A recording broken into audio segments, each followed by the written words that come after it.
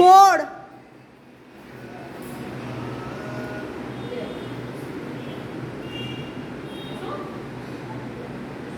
5,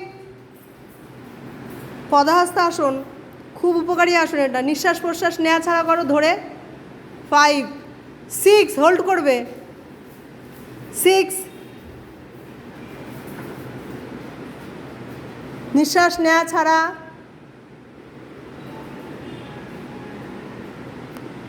7,